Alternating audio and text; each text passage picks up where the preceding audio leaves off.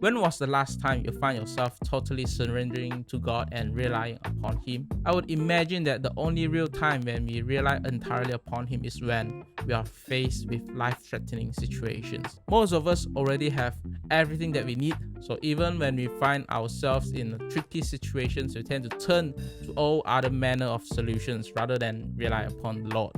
In today's reading, we see that Ezra responded very differently. He showed us a great example of total reliance on God.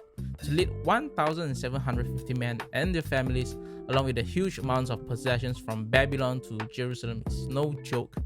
In verse 25 to 27 shows the list of gold, silver, and other articles given by the king of Persia. And in today's context, the amount of possessions they are bringing back to Jerusalem will be equivalent of 25 tons of silver and 3 tons of gold. It is a lot. As Ezra heads off on the epic journey to Jerusalem, you might expect him to hire armored vehicles and even bodyguard services. Moreover, he even has access to the king's army for protection, and he could have just asked king for it. But in verse 22, Ezra writes, "I was ashamed to ask the king for soldiers and horsemen to protect us from enemies on the road, because we had told the king that the gracious hand of our God is on everyone who looks to him."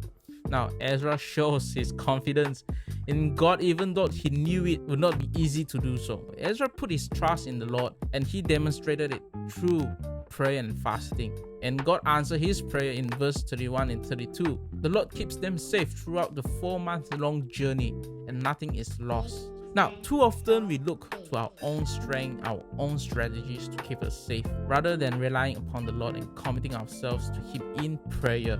But we know that the Lord's hand is upon us. In Christ, we know He will never leave us nor forsake us.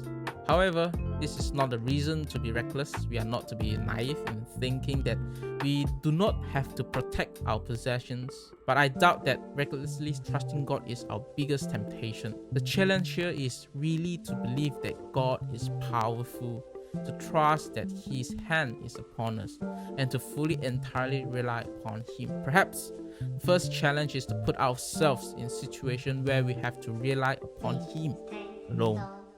So to end this, let me leave you with these questions to reflect. Are you so risk averse that you are reluctant to put yourself in a situation where you must rely upon the Lord?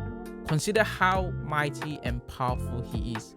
Think about why you doubt His ability to bring you through tough situations. Ask Him to help you to trust Him and Him alone. And see you in the next episode.